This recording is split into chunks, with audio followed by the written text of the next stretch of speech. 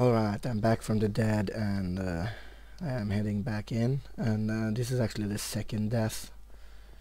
I'm going to edit out a lot of it because it's not worthwhile to watch. Basically I went there and all my stuff was in the collection pot where it should be. However, my compass was still lost. And then I looked into the room and there it was, sitting on top of the bloody spawn cage. Believe me, I was PO'd. Basically meant that I had to go in there and get it. And I had almost no health. And I was in a hurry to get it because getting over the water and all that stuff, it actually takes quite a bit of time. And you have very limited amounts of it before stuff starts disappearing. Kinda annoying that you had such a short notice to get your stuff, because I spawn in a neighboring chunk and I haven't even gotten half my stuff this time. That means tons of it are in here.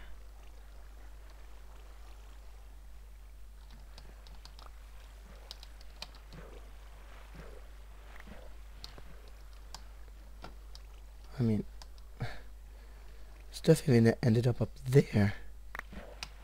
That's so not cool. Oh man.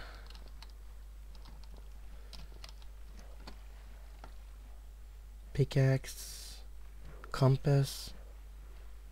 Oh man, I lost a lot. I lost 5 buckets.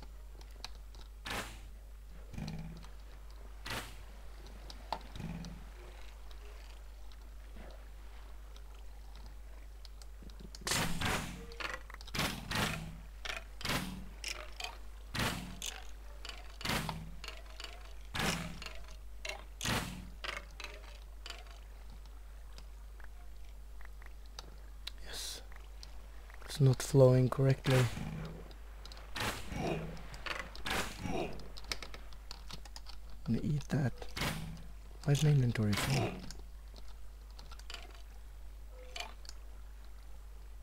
Gonna place a block there for now. And I'm gonna go pawn this stuff.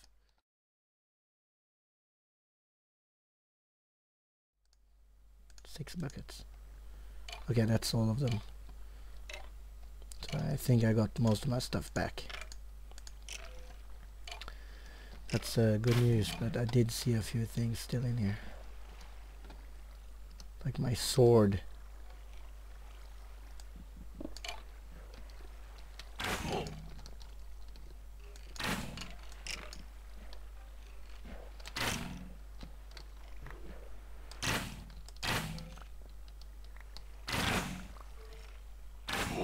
And I want my sword. Damn it. Ah, this hurts. Sword's in that end.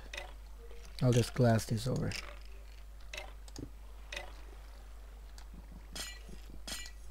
You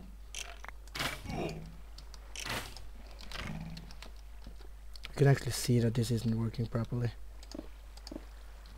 So now I have the joy of having to fix it. The collection system isn't working. That's what's happening here. And if I remember correctly, the only way I could fix it was to dig out some more.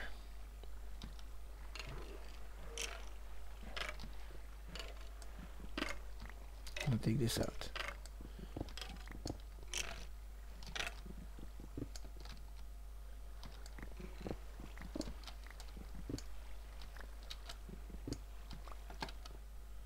Don't worry, I'm not doing anything really stupid right now.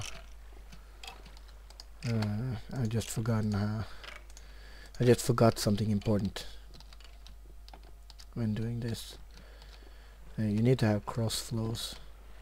So what I'm doing is opening this up so that everything flows out. And then I'm going to add some water here. Right there. See how that changes the flow? That's how you do it. on an earlier attempt I put it one behind, but then the flows got all messed up and wrong. Just to demonstrate, I'm going to put some wood here. Now if you look at this, you can see the flow changing.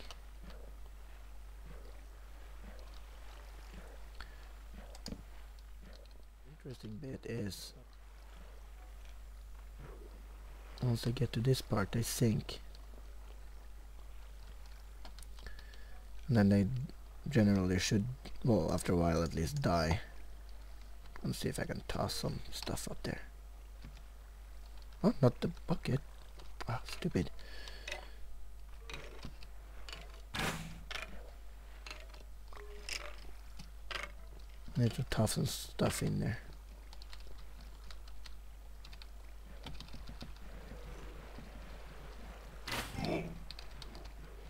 There we go. You can see stuff floating down, and it should be, once it's down, flow in like this, and nothing should ever be stuck on the edge. As you can see, it does get stuck on the edge.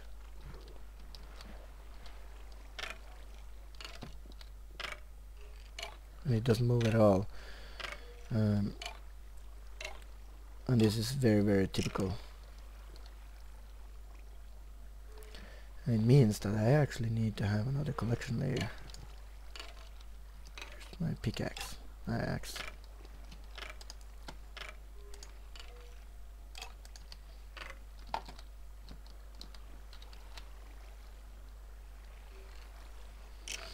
I can't remember how I fixed this.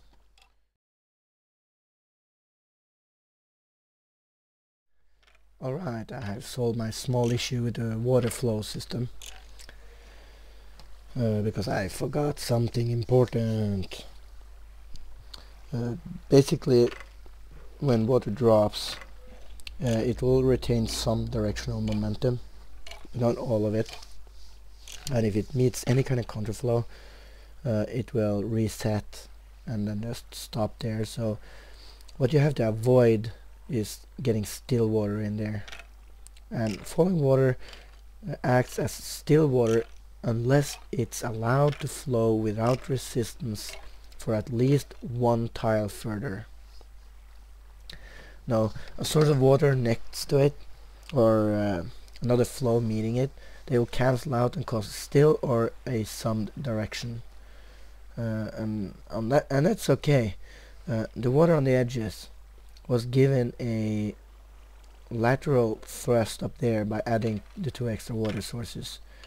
So when they flow down here, if there's no other flows involved, they will push this tile towards that one, but not directly.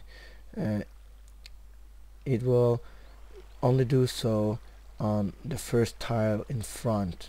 It will have a diagonal like this. If there's nothing here, it will flow normally, but it's possible to give it a diagonal like this if there's a source over there helping to push it. So with a little bit of resistance on the right spot, you can have it make a diagonal.